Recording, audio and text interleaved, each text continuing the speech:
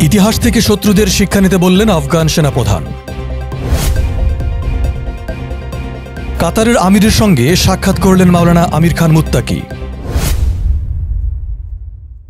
ইমারত ইসলামিয়া আফগানিস্তানের সেনাপ্রধান কারি ফসিহ উদ্দিন ফিতরাত বলেছেন, কেউ যদি পুনরায় আফগানিস্তান দখলের চিন্তা করে তবে অবশ্যই তাকে শক্তিশালী আফগান সেনাবাহিনীর মুখোমুখি হতে হবে। তিনি বলেন, আফগানিস্তানের ইতিহাস থেকে শত্রুদের শিক্ষা নেওয়া উচিত। কমিউনিস্ট শাসনের পতন ও মুজাহিদদের বিজয়ের ৩৩তম বার্ষিকী উপলক্ষে এক অনুষ্ঠানে এমন হুঁশিয়ারি দেন তিনি। আফগান সেনাপ্রধান বলেন, শত্রুর যত শক্তি ও ক্ষমতায় থাকুক না কেন তাদের শক্তি টিকবে না। আফগানিস্তানের মানুষ স্বাধীন এবং তারা শত্রুর বিরুদ্ধে লড়াই চালিয়ে যাবে, শেষ পর্যন্ত বিজয় অর্জন করবে ইনশাআল্লাহ। অনুষ্ঠানে সীমান্ত ও জাতিগোষ্ঠী বিষয়ক মন্ত্রী নুরুল্লাহ নুরি বলেন, মুজাহিদিনরা সোভিয়েত ইউনিয়নকে কেবল আফগানিস্তানে পরাজিত করেননি, বরং মধ্য এশিয়ায় সোভিয়েত ইউনিয়নের পতন ঘটিয়েছে। তিনি আরও বলেন, শীঘ্রই রাজনৈতিক, অর্থনৈতিক এবং নিরাপত্তা খাতে বিশ্বের উন্নত দেশগুলোর সঙ্গে প্রতিযোগিতা করতে সক্ষম হবে আফগানিস্তান। তথ্য ও সংস্কৃতি মন্ত্রী খায়রুল্লাহ খাইরাহ বলেন, আমরা লক্ষ্য করেছি কিছু ব্যক্তি তরুণদের মনকে বিভ্রান্ত করার এবং তাদের হাতিয়ার হিসাবে ব্যবহার করার চেষ্টা করছে। যারা জিহাদের সময় পরাজিত হয়েছিল তারা এখন জনগণকে ভুল পথে পরিচালিত করার চেষ্টা করছে। উল্লেখ্য, ১৯৯২ সালে সোভিয়েত ইউনিয়নকে পরাজিত করে মুজাহিদিনরা দীর্ঘ ১৪ বছরের লড়াইয়ের পর কাঙ্ক্ষিত বিজয় অর্জিত হয়েছিল।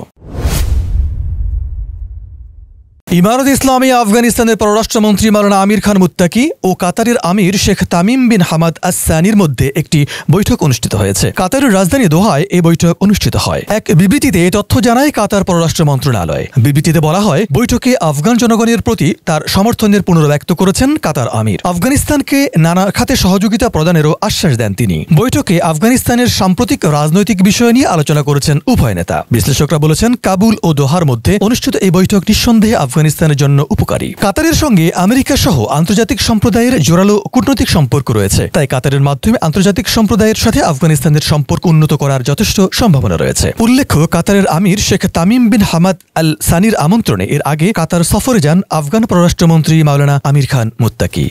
প্রিয় দর্শক, এই ছিল আমাদের আজকের আয়োজন। আমাদের সাথে থাকার জন্য ধন্যবাদ। আল্লাহ হাফেজ।